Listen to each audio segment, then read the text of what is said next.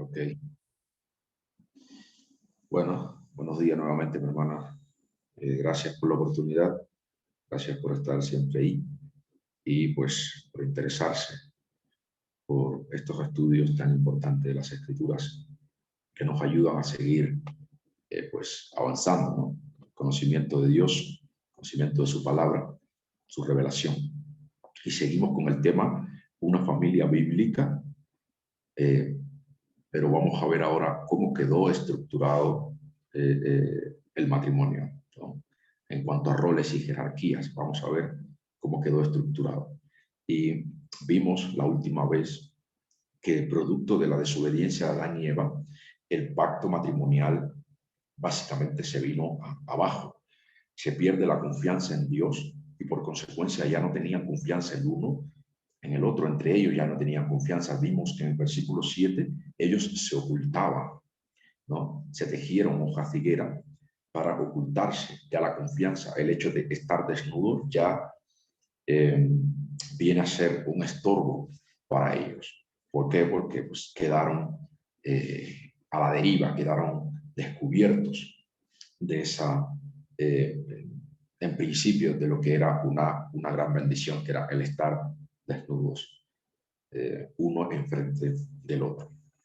Hoy veremos, como dije, cómo quedó estructurado el matrimonio y para eso quiero que leamos Génesis 3, versículo 8 al 10. Génesis 3, versículo 8 al 10. Seguimos ahí. Dice así: y oyeron al Señor Dios que se paseaba en el huerto al fresco del día, y el hombre y su mujer se escondieron de la presencia del Señor Dios entre los árboles del huerto. Y el Señor Dios llamó al hombre y le dijo: ¿dónde estás? Y él respondió: te oí en el huerto y tuve miedo, porque estaba desnudo y me escondí. Bueno, no solo se esconden entre ellos, como vimos en el versículo 7, sino que ahora se esconden también de Dios. Por primera vez descubren el miedo. Tienen miedo del único ser cuyo propósito fue hacerle siempre el bien. Y este es lo que vemos como el efecto de el engaño del pecado. Aquí tienes el primer efecto del engaño del pecado. Te hace huir de Dios en vez de correr a Él. Dios nunca le había hecho ningún mal. Entonces, pero cuando cometen ese pecado, en vez de ir, buscar la restauración, lo que hacen es huir de Dios, a esconderse, ¿no? Entonces, este es el efecto engañador del pecado. Además, aparece también, según leímos, aparece también por primera vez el concepto de culpa. Concepto de culpa. Son culpables y como tal se sienten. Son culpables y como tal se sienten. La culpa es muy buena y es muy útil en un mundo poscaída. Esta te permite la restauración. Fíjate, es algo doloroso, es algo molesto muchas veces, pero al mismo tiempo en un mundo caído es muy bueno porque te hace saber que tienes todavía una conciencia viva, una conciencia latente para con Dios y te hace buscar, te puede hacer buscar la restauración. Pero lo que ha sucedido es que en la psicología moderna es muy popular por enseñar a las personas a negar, a rechazar o a desplazar, transferir la culpa a otros. No te quieren hacer cargo a ti, no te enseñan a hacerte cargo por tu responsabilidad, sino que muchas veces es recházala o niégala o simplemente pues acéptala, pero con un perfil muy bajo. Es algo que es inofensivo, pero no te enseñan a tratarla como es debido. Esto es un error y un error muy peligroso, porque según la Biblia, esto puede cerrar la puerta a la redención. ¿Por qué? Porque fíjate bien, no puede haber perdón sin arrepentimiento. No puede haber perdón sin arrepentimiento. Y esto conlleva a reconocerme culpable ante Dios por la falta cometida. Fíjate lo importante que es la culpa. Para llegar a ese arrepentimiento, para yo sentirme que necesito el perdón de Dios, para yo sentir que necesito el perdón de Dios, primeramente tengo que sentirme culpable. Primeramente tengo que ser responsable por mi culpa ante Dios. Ante Dios. Negarla o desplazarla puede que te haga sentir bien por un momento, pero al mismo tiempo tienes que darte cuenta que aunque te sientas bien por negarla o rechazarla o simplemente mantenerla como algo pues normal de la vida, eso no te va a quitar tu responsabilidad ante aquel que es el juez supremo del universo, es decir, Dios. Y fíjate que esto mismo fue lo que pasó, lo que sucedió con Adán y Eva. Ellos ahora se encuentran desnudos y culpables ante la presencia de un Dios santo, quien tiene todo el derecho de matarlo por su traición. Él dijo, el día que él comiera ciertamente morirás. Dios tiene todo el derecho ahorita de matarlos, porque Él es santo. Él es santo. Las preguntas que Dios le hace, fíjate bien, las preguntas que Dios le hace no es para informarse de lo que pasó. No, Dios sabe todo lo que allí ocurrió de un principio a fin. Él es omnipresente, Él es omnisciente. Pero, escuche bien, les pregunta con el fin de brindarles la oportunidad para la restauración. Ese es el fin de las preguntas. Brindarle la oportunidad de la restauración. Eso es lo que está buscando Dios.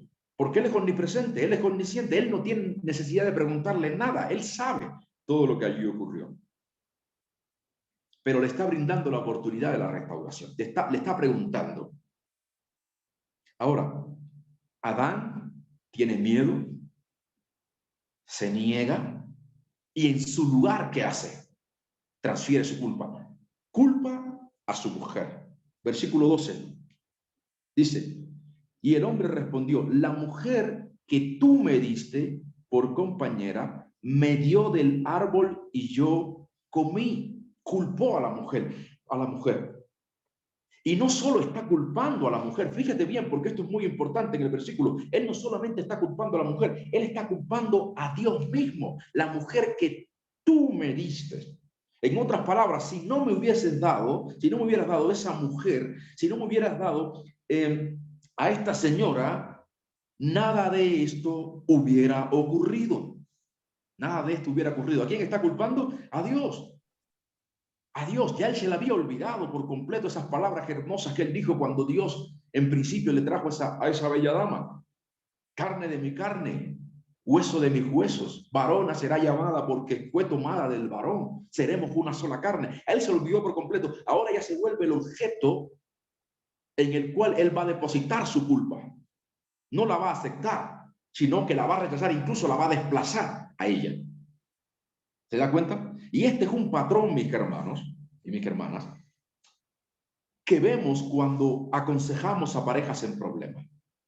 Siempre quieren librarse de su culpa o embarrar a la otra persona, pero no se quieren hacer cargo. Le preguntas al hombre y siempre te va a decir, ella, esto. Mis hijos, esto. Yo soy una persona que trabaja y entonces ella, y entonces él, y el otro, y el de más allá. Y mi jefe, y mis compañeros de trabajo. Pero nunca quieren hacerse cargo. Siempre quieren embarrar al otro, siempre quieren librarse de su responsabilidad. Luego Dios les pregunta a quién, a ella, y ocurre exactamente lo mismo. Ella culpa a un tercero, versículo 13. Entonces el Señor Dios dijo a la mujer, ¿qué es esto que has hecho? Y la mujer respondió, la serpiente me engañó y yo comí. ¿Se da cuenta? engaña a un tercero, engaña a la serpiente. Ahora, la serpiente no puede culpar a nadie porque no se le da la oportunidad a ella de culpar a nadie. ¿Por qué? Porque ya sabemos por el resto de la Biblia, el contexto total, general de la Biblia, que ella queda, la serpiente queda, Satanás queda bajo la condenación eterna de Dios. Para ella no hay misericordia, en otras palabras, ¿no? Entonces queda bajo la condenación de Dios. Pero escuchemos lo que dicen los versículos 14 y 15. Dice: y el Señor Dios dijo a la serpiente: por cuanto has hecho esto, maldita serás más que todos los animales y más que todas las bestias del campo. Sobre tu vientre te andarás y el polvo comerás todos los días de tu vida. Y pondré, versículo 15, y pondré enemistad entre tú y la mujer, y entre la simiente entre tu simiente y su simiente. Él te herirá en la cabeza y tú le herirás en el calcañar. Ahora veamos rápidamente. Esta es la condenación, obviamente, que cae, que pesa sobre Satanás y que pesará por toda la eternidad. La maldición que cae de Dios, ¿no? Pero veamos rápidamente lo que dice, dos cositas en el versículo 15. La primera es que dice: pondré enemistad entre tú y la mujer. Y este es, queridas hermanas, queridos hermanos, este es el origen de la guerra espiritual. La mujer y el hombre se alían, se alían a Satanás. Por eso es que ahora Dios pone enemistad. La mujer y el hombre se alían a Satanás y es Dios quien deshace esa alianza. Es Dios quien deshace esta alianza. Dios es el originador, por decirlo así, de la guerra entre la raza humana y Satanás. Él es el origen de esta guerra. Él es el origen de esta guerra. Y no solemos pensar mucho en esto, puesto que tenemos ideas muy raras sobre la guerra espiritual. Tenemos ideas muy raras. Yo he escuchado creyentes con ideas muy raras acerca de la guerra espiritual. Si por Satanás fuera, hubiéramos quedado unidos a él. Ese era el propósito de él, que nosotros quedáramos unidos a él por toda la eternidad. Pero aquí se nos dice con toda claridad que Satanás está en guerra con nosotros. ¿Por qué? Porque así Dios lo quiso. Esa fue la voluntad de Dios. Dios le dijo: pondré enemistad. Estarán en guerra, estarán enemistados. Así Dios lo quiso. Algunos suelen ver esta guerra como solamente, escuchen bien, como solamente un castigo para el hombre. Pero el verdadero castigo hubiera sido dejarnos unidos al diablo y terminar condenados por toda la eternidad. Esa hubiera sido realmente el castigo. Esto es un acto de misericordia de Dios para con la raza humana. Deshacer esta alianza y establecer una guerra entre Satanás y la raza humana. No es simplemente un castigo. No es simplemente un castigo. Es un acto tremendo de misericordia de que Dios haya hecho esto, deshacer esa alianza. Un detalle más que es muy importante aquí es, en el versículo 15, es lo que se conoce como el protoevangelio o la primera proclamación del evangelio en la Biblia. Versículo 15 dice: y pondré enemistad entre tú y la mujer, y entre tu simiente y su simiente. Él te herirá en la cabeza y tú le herirás en el calcañar. Entonces, un descendiente de la mujer, eso es lo que está diciendo aquí, un descendiente de la mujer, no del hombre, solamente de la mujer. Por eso es tan importante que el nacimiento virginal. Era un descendiente, aquí Adán no tiene nada que ver en este proceso, es un descendiente de la mujer enteramente, vencería a Satanás. Y sabemos, por lo que se nos revela en el Nuevo Testamento, que este descendiente, ¿quién era? Este descendiente era Cristo, que murió y resucitó, venciendo a Satanás y a sus demonios. Bien, eso tiene que quedar muy claro hasta aquí. Ahora, Bueno, sigamos. Lo siguiente, o a continuación, lo que vemos es la manera en cómo queda estructurado el matrimonio, de acuerdo con jerarquías y roles. Eso es lo que viene a continuación. No nos olvidemos que todo esto que se relata aquí es la consecuencia de querer experimentar en carne propia el conocimiento del bien y del mal. No nos olvidemos nunca de eso. Todo lo que está ocurriendo aquí es porque ellos querían experimentar en carne propia, por experiencia vivida, práctica, las consecuencias del bien y del mal. En otras palabras, es lo que Dios deja establecido en razón de la caída. Por consiguiente, lo que vemos aquí, lo que vamos a ver aquí a continuación, no es mi opinión personal, ni la opinión de cualquier otro. Esta es la palabra suficiente y autoritativa de Dios, lo que vamos a leer a continuación y lo que vamos a estudiar a continuación. La palabra suficiente y autoritativa de Dios para nosotros. Y digo esto porque es muy común que la gente se queje, especialmente ahorita las mujeres, de que la Biblia es machista y que fomenta la opresión de la mujer, o esta palabrita muy de moda, el heteropatriarcado.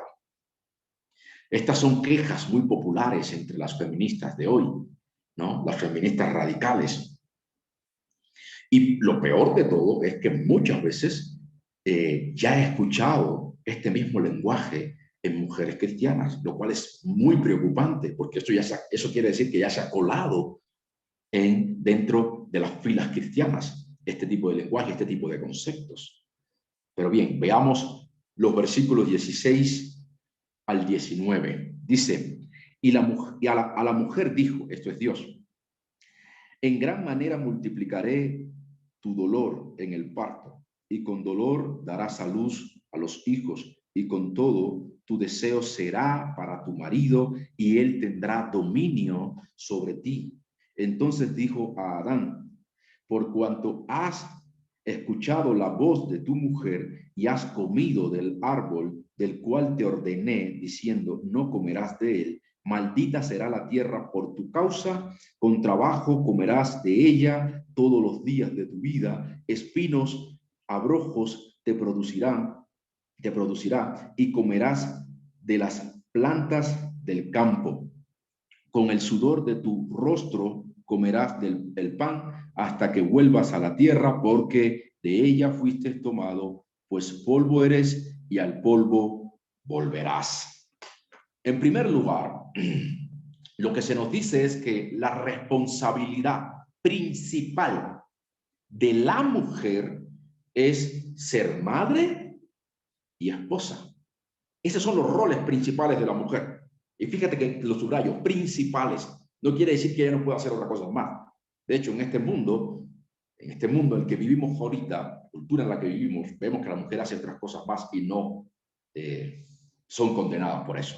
Pero según las escrituras, lo que estamos viendo es que el rol principal, lo principal de una mujer es ser madre y esposa. Como madre, dice, darás a luz con mucho dolor y criará a sus hijos en el temor del Señor.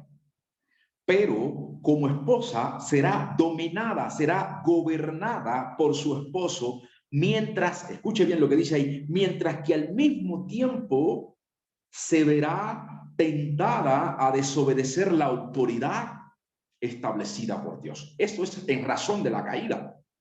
Ya queda eso así. La sujeción es una bendición antes de la caída, pero después de la caída, ahora ella quiere rebelarse al orden establecido por Dios. Versículo 16. Casi al final dice, y con todo tu deseo será para tu marido, y él tendrá dominio sobre ti. Tu deseo será para él, desearás. ¿Por qué? Eso fue lo que hizo Eva en la tentación. ¿Se da cuenta? Eso fue exactamente lo que hizo Eva en la tentación. Por eso queda establecido de esta manera. No se sujetó a su esposo, sino que decidió tomar ella la autoridad, y por esta razón Dios establece este orden. Ella, recuerde que ella fue la que decidió tomar esa autoridad. Él estaba allí, ya lo vimos, pero ella decide dar el paso, ella decide tomar esta decisión, independientemente de la orden que obviamente Dios había dado en principio de que el hombre iba a ser el responsable, cabeza de hogar. Dios establece este orden. Tú querrás gobernar, pero te sujetarás a tu esposo. Ese es el orden. Tú querrás gobernar, te verás tentada a gobernar por la caída, por el pecado, pero te sujetarás. Esa es la voluntad de Dios. Te sujetarás a tu marido.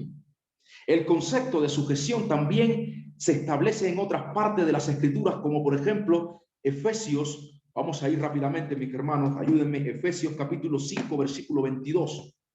Esto no es algo nuevo, sino que queda establecido en otras partes de las Escrituras. Efesios capítulo 5, versículo 22. Dice así: la mujer, escuchen, las mujeres estén sometidas a sus propios maridos como al Señor. Sometimiento a su marido como al Señor. Ahí está el patrón, como al Señor.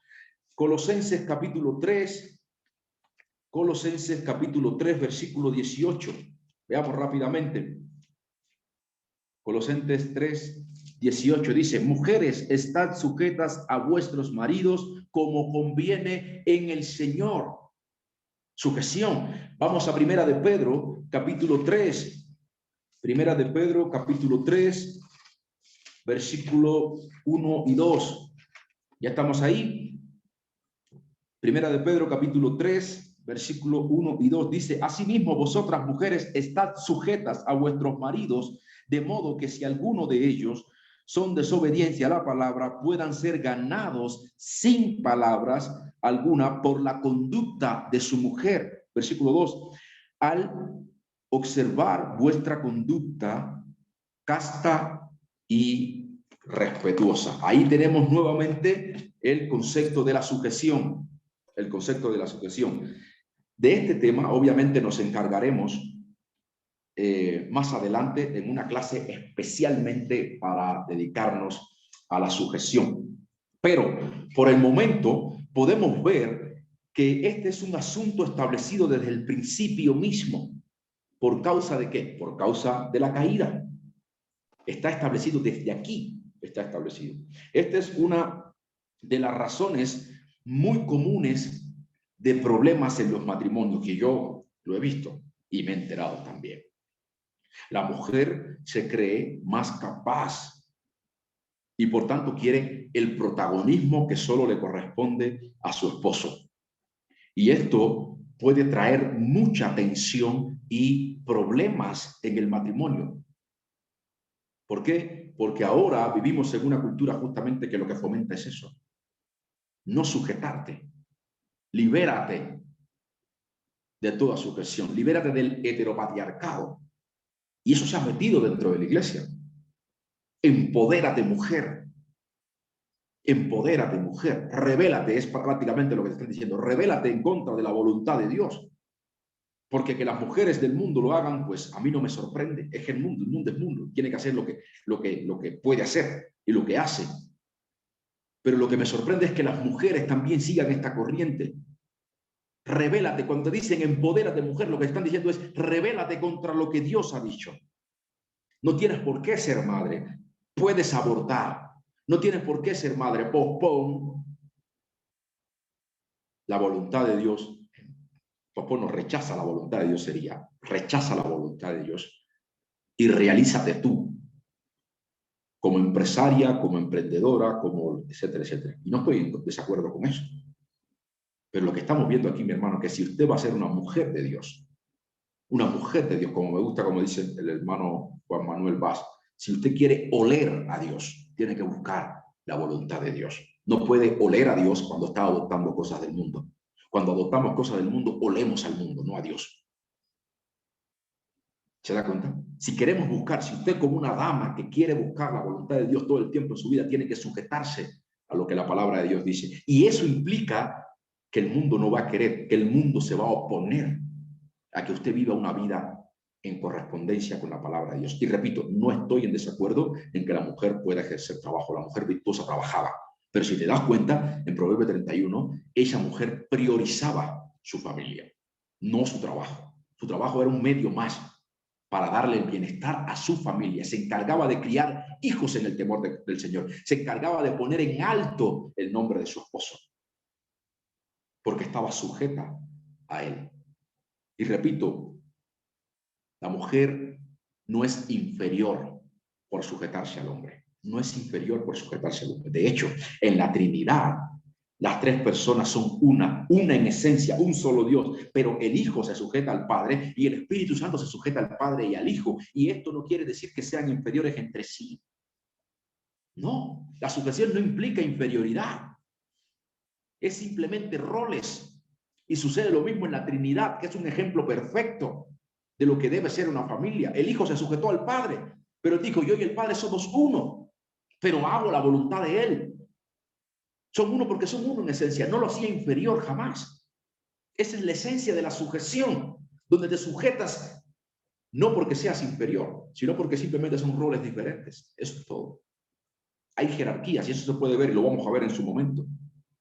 En el matrimonio, el hombre sirve y protege a su mujer. Eso queda establecido en el orden, en el diseño original, ya lo vimos también. En el matrimonio, el hombre sirve y protege a su mujer con amor. Y ella, en cambio, se sujeta respetuosamente a su marido para que su labor como cabeza de hogar sea cumplida con mucha más eficiencia. Así es como queda establecido. Ahora, fíjate bien, Dios se gira hacia el hombre y reafirma, digo reafirma porque ya lo había dicho, reafirma su responsabilidad en los versículos 17 al 19. Y lo que vimos ahí, que ya lo leímos, es que el rol principal del hombre es el de proveedor de su familia a través del trabajo forzoso. Del trabajo forzoso. Y esto no quiere decir que él ya solamente va a hacer eso y nada más. También deberá apoyar a su esposa con las labores del hogar y los hijos. Sabemos que sí. ¿Por qué? Porque el hombre como cabeza de hogar tiene que estar al tanto de lo que su casa sucede con sus hijos en la escuela, los deberes. Entonces, no solamente va a decir, bueno, este es mi rol y ya. No. Aparte con el sudor de su frente, buscar el sustento para su familia, para su esposa y para sus hijos, también deberá apoyar los deberes del hogar, porque él es cabeza de hogar, va a tener que estar al tanto de muchas cosas. No se va a encargar de todas las cosas en la casa, pero sí es como administrador, y en este caso una mujer que se sujeta a él, deberá gobernar, deberá administrar los recursos que Dios les da, ¿no? Para que funcione el hogar. Entonces no solamente se va a encasillar nada más, bueno, yo lo único que tengo que hacer es trabajar y punto. No, no. Él es cabeza de hogar. Ahora, este trabajo doloroso y fatigante que él ejerce no es para su beneficio, no es para su beneficio personal. No, no, no, no. Sino que es para sustentar a su esposa e hijos. Y aquí tenemos otra razón muy común de problemas matrimoniales. El hombre, muchas veces, debido a su gran esfuerzo, debido a su gran fatiga, muchas veces reclama derechos ¿de qué? Derechos de darse ciertos gustos, ¿no? Él a veces dice, pues yo trabajo demasiado, por tanto me merezco algo del fruto de mi trabajo. Y yo creo que debo hacer esto, hacer aquello, comprar un mejor estéreo para el carro, comprarme la última camiseta del Macará o del Técnico, no sé, o del Madrid. Y quiere disponer, ¿no?, de su dinero como si fuera de él solamente, ¿no? Y pues darse lo justo que él quiere. Ir a un hobby, ir a un paseo con sus amigos, ¿no? Organizar una fiesta, una parrilla con sus amigos, pues me lo merezco. Si trabajo tanto, tengo el derecho de tomar de mis ingresos y gastarlo en estas otras cosas. Pero en cambio, su esposa cree que hay otras cosas que son más prioritarias. Por ejemplo, los niños necesitan zapatos, los niños necesitan mochila para la escuela, ella necesita unos mejores vestidos, ella necesita, no sé, más maquillaje, y cree que esas cosas son más prioritarias que las que él quiere. Y eso lo que hace es que provoca, es motivo de tensión y disputa en el matrimonio. Ahora, yo no digo que el hombre tenga que ser esclavo de la mujer. No, no estoy diciendo eso. Pero él debe entender que ahora su esposa es su prioridad. Y todo lo que él tiene le pertenece a su esposa. Él es el gobernante, él es el administrador, pero le sirve a su esposa con sabiduría. Y ojo, porque el ser el servidor de su esposa va a ser así mientras esta prioridad no implique desobedecer a Dios. Recuerde que hay un límite. Que no implique desobedecer a Dios malgastando el dinero en lo que su esposa quiere. Ahí tiene que haber mucha sabiduría y equilibrio, por eso tenemos que pasar mucho tiempo entendiendo y conociendo la voluntad de Dios y pidiendo dirección a Dios en oración para dirigir esto de mejor manera, porque podemos desviarnos y nos desviamos y sabemos que es así, porque a veces terminamos haciendo gastos innecesarios y él cediendo a los gustos de su mujer. Entonces, él le sirve a ella, él se debe a ella, sus recursos se deben a ella y a sus hijos, pero también ella tiene que entender que él tiene necesidades. Él no tiene que ver por sus necesidades, él tiene una esposa que vela por sus necesidades, así como él vela por las necesidades de su esposa. Esto es muy importante. Aquí hay mucha sabiduría por parte de Dios. Si la mujer no se sujeta al hombre, entonces él tendrá una vida muy miserable. Y si el hombre no le sirve a su mujer como debe, ella siempre estará inconforme y enojada. Repito, si la mujer no se sujeta al hombre, entonces este tendrá una vida muy miserable. Y a la inversa, si él no le sirve a la mujer como debe, como está establecido por Dios, entonces ella siempre estará inconforme y enojada. Dios lo ha establecido así para que ambos entiendan su dependencia el uno en el otro. Cuando un matrimonio dice, yo y mi pareja somos un equipo, no debe decirlo a la ligera, mi querido hermano o mi querida hermana que me escucha. No debe decirlo a la ligera, porque en realidad la manera en la que esta familia fue estructurada por Dios que estamos viendo aquí es para que justamente funcione así, como un equipo. Para que regresen a ser ¿qué? Una sola carne. Diseño original. Una sola carne. Si el uno no es la prioridad del otro, escuche bien, si el uno no es la prioridad del otro, es cuestión de tiempo para que se vea reflejado en el matrimonio. Se verá reflejado, se verá la destrucción, se verá el desmoronamiento del matrimonio.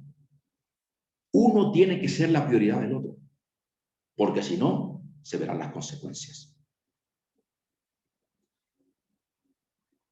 Ahora bien, lo demás que vemos en el resto del capítulo 3 no tiene que ver tanto con el matrimonio en sí, sino más bien con las consecuencias del pecado. Pero igual lo vamos a leer para ya cerrar con este capítulo. Versículo 21 dice, y el Señor Dios hizo vestiduras de piel para Adán y su mujer y los vistió. Entonces, les fueron quitadas las hojas de higuera que ellos se pusieron para sí y en su lugar fueron vestidos apropiadamente con pieles provenientes ¿de qué? ¿De dónde vienen las pieles? De un animal. Esto implica que Dios tuvo que sacrificar. El primer sacrificio lo hace Dios, viene de mano de Dios. Tuvo que sacrificar un animal para vestir a estas dos personas. Este patrón quedaría, sabemos que este patrón quedaría como una enseñanza para toda la posteridad. Se sacrificaría siempre. Un inocente tendría que derramar su sangre por el pecado, para cubrir el pecado del pecador culpable. Eso quedaría para toda la posteridad en el Antiguo Testamento hasta que viene incluso Cristo y derrama su sangre, el último sacrificio. Esto debe recordarnos que el Evangelio, esto que Dios hace aquí, en el versículo 21. Lo próximo que se da es la expulsión. Dios los expulsa del jardín. Y fíjate lo que dice ahí en el versículo 22 al 24. Entonces el Señor Dios dijo: he aquí el hombre ha venido a ser como uno de nosotros, conociendo el bien y el mal. Cuidado ahora no vaya a extender su mano y tomar también del árbol de la vida, y coma y viva para siempre. Y el Señor Dios los echó del huerto del Edén para que labraran la tierra de la cual fue tomado. Expulsó pues al hombre, y al oriente del huerto del Edén puso querubines y una espada encendida que giraba en toda dirección para guardar el camino del árbol de la vida. Entonces los expulsa. La pregunta es: ¿por qué Dios expulsó al hombre y a la mujer? Bueno, la respuesta es bastante sencilla. Porque en ese lugar, recordemos, Dios tenía comunión con ellos. Ese era el lugar de comunión, no toda la tierra. El huerto era un lugar específico donde ellos tendrían comunión con él. Por eso es que aquí dice el relato, acabo de leerle, que son expulsados hacia el resto de la tierra para que labraran la tierra. Pero en principio estaban en el huerto, en un lugar específico donde Dios tenía comunión con él, donde el cielo todavía no había sido establecido como un lugar apartado como lo tenemos ahora. Como dijo Jesús, el reino de los cielos se ha acercado. ¿Por qué dice él se ha acercado? Porque justamente aquí es donde se separa. Y el reino de Dios que estaba en la tierra, donde tenía comunión con el hombre en el jardín del Edén, se separa del hombre y expulsa al hombre de ese lugar, de ese sitio, donde después vemos que en el jardín, en el diluvio, pues todo esto queda destruido. Entonces allí tenía Dios comunión con el hombre. Pero también tenemos una enseñanza en Romanos capítulo 3, versículo 23, que se nos dice que el pecado nos separa de la gloria de Dios. Y eso es lo que está pasando aquí. Dios los expulsa porque el pecado nos separa de su gloria. Expulsa a estos dos hombres. Le muestra misericordia, pero tienes que expulsarlo necesariamente porque Dios es santo y no puede habitar con el pecado. Jamás. El pecado nos separa de la gloria de Dios. De hecho, esta es la definición en sí misma de la muerte espiritual. Separación de Dios. No es el cese de la existencia en sí. No. La muerte es la separación de Dios. La separación de Dios. Incluso hay que entender esta expulsión como no como un castigo, no como un mero castigo, porque en realidad ciertas consecuencias pues, fueron difíciles para estos dos y para toda la raza humana. Pero no hay que entenderla como un mero castigo, sino como un acto, un enorme acto de misericordia de Dios, por lo que vimos ahí relatado. Porque si quedaban en el huerto y comían del árbol de la vida, es lo que está diciendo ahí, perpetuarían su miseria para siempre. Si comían del árbol, perpetuarían su miseria para siempre. Así que esto fue un acto enorme de misericordia por parte de Dios al expulsarlo. Muchas personas ven, de hecho yo era uno de los que veían siempre esto como un castigo. Bueno, Dios se enojó tanto que mira a dónde acabó todo. Terminó expulsando al hombre, molesto con el hombre. Digo, pero cuando ya tú vas profundizando desde el principio hasta este versículo, te das cuenta que todo esto son actos de misericordia. Actos de misericordia. Porque lo que tenía que haber hecho Dios es lo que prometió desde un principio. Ciertamente morirás. Pero en vez de eso, lo que hace es mostrarle misericordia al hombre y a la mujer. Fíjate que Satanás queda bajo maldición. Quienes recibimos misericordia somos nosotros, los hombres. Es un acto tremendo de misericordia, de que Dios no haya querido que nosotros extendamos la mano y hayamos comido del árbol de la vida. porque hubiésemos perpetuado nuestra miseria igual que Satanás para toda la eternidad. Por eso es tan importante la enemistad que pone Dios entre Satanás y la raza humana. Es muy importante. Y digo nosotros porque estamos representados en Adán. Todos somos hijos de Adán, por eso decimos nosotros. Ahora cierro. Voy a ir cerrando con esto. Para reflexión, mis hermanos, porque estamos hablando del matrimonio. El miedo, la culpa y el huir de nuestras responsabilidades están hasta el día de hoy en nuestro ADN. Están en el ADN de la raza caída, en cada uno de nosotros. Somos por naturaleza seres egoístas. Somos por naturaleza seres egoístas. Sin embargo, regresar, escuche bien, regresar al diseño original del matrimonio implica que nos negamos a nosotros mismos para cumplir con nuestros roles matrimoniales. Repito, somos seres egoístas, pero sin embargo, regresar al diseño original implica que tenemos que negarnos a nosotros mismos para ahora poder cumplir con mis roles en la familia en la que Dios me ha colocado, tanto hombre como mujer. El primer Adán lo que hizo fue todo lo contrario, se escondió tras su mujer.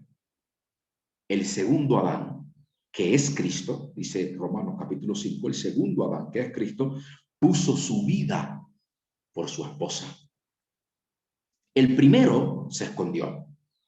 El segundo dio el frente. El primero fue culpable y se escondió tras otra culpable.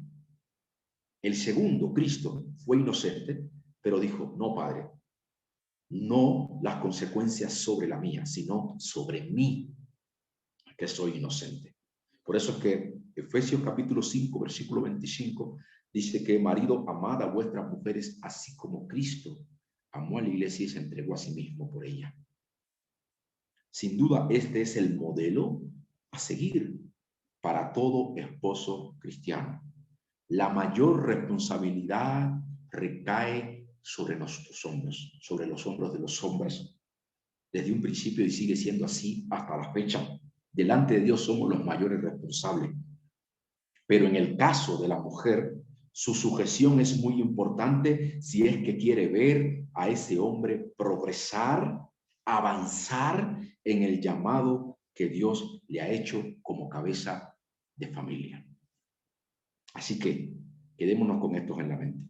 Ya vimos cómo quedó estructurado, es diseño de Dios que esto haya sido así después de la caída, no son nuestras opiniones, nosotros debemos sujetarnos a todo esto. Pidamos la ayuda del Señor, pidamos la ayuda del Espíritu Santo y que Dios nos ayude para poder cumplir con cada una de nuestras responsabilidades como hombres y mujeres de Dios. Oremos. Padre de la gloria, te damos gracias nuevamente, Señor, por este nuevo día en el cual, pues, comenzamos abriendo las Escrituras, teniendo tiempo para reflexionar, Señor, en lo que tú nos vas enseñando. Te agradecemos porque tu Espíritu Santo, Señor, habita en nosotros, nos ha dado el regalo, ese regalo inefable de la salvación eterna. Y con ella han venido todas las bendiciones que hasta el día de hoy estamos disfrutando. Te pedimos que nos perdones, Señor, porque cuando nos exponemos a la luz de las Escrituras, cuando nos exponemos a la verdad de las Escrituras, pues ahí podemos darnos cuenta de cuán lejos quizás podemos estar de hacer tu voluntad. Nos vemos tan abrumados, Señor, por la cantidad de sabiduría que hay en tu palabra y la cantidad de verdades, Señor, que tú has revelado para que sean cumplidas por nosotros. Pero nos encontramos, Señor, constantemente tropezando muchas veces con los deseos de nuestra carne que no nos dejan avanzar. Por eso te suplicamos que nos perdones y te suplicamos, Señor, que nos ayudes, porque sabemos que en nuestras propias fuerzas no hay absolutamente ninguna oportunidad de cumplir con tu verdad. Te rogamos, te suplicamos, te imploramos que nos ayudes, Señor. Lo necesitamos. Necesitamos que tú nos ayudes a superar la barrera de nuestra carne para siempre, aun cuando nos cueste mucho hacer tu voluntad, porque sabemos que ella es buena, agradable y perfecta. Gracias, Señor, por cada una de las damas que se unieron hoy. Gracias, Señor, por su disposición. Ayúdalas a comprender y a ser fuertes para cumplir con tu voluntad, sabiendo, Señor, que cada vez más, para nuestra cultura, tu palabra, tu revelación se está haciendo más impopular. Porque, como es de esperar, Señor, tu verdad es opuesta. La luz no tiene ninguna concordia con las tinieblas. Y por ello, pues siempre estarán rebelándose en contra de tu palabra. Y a veces podemos pensar, Señor, podemos estar abrumados porque pensamos que somos minoría. Y quizás lo seamos, pero eso no es un impedimento. Ya hemos visto, Señor, en tu revelación cuántas veces has utilizado a una mujer, a un hombre, a un grupo pequeño para hacer cambios realmente revolucionarios en nuestra sociedad. No has necesitado un batallón todo el tiempo, sino que con uno o dos hombres comprometidos, con una o dos mujeres comprometidas, ha sido suficiente para que tú traigas una revolución a la sociedad, Señor, con la manera en que viven y la manera en que predican el Evangelio y cómo viven sus vidas a la luz de las Escrituras. Por eso, esto no es motivo de desalentarnos, el hecho de que el mundo nos rechace y el hecho de que quizás podamos sentirnos minoría. Esto es más bien una muestra de tu sabiduría y puede ser una muestra del todo poder de aquel omnipotente que puede transformar todo con una o dos mujeres o tres hombres o uno o dos hombres que quieran hacer la diferencia para Cristo. Gracias te damos en el nombre de Jesús. Amén.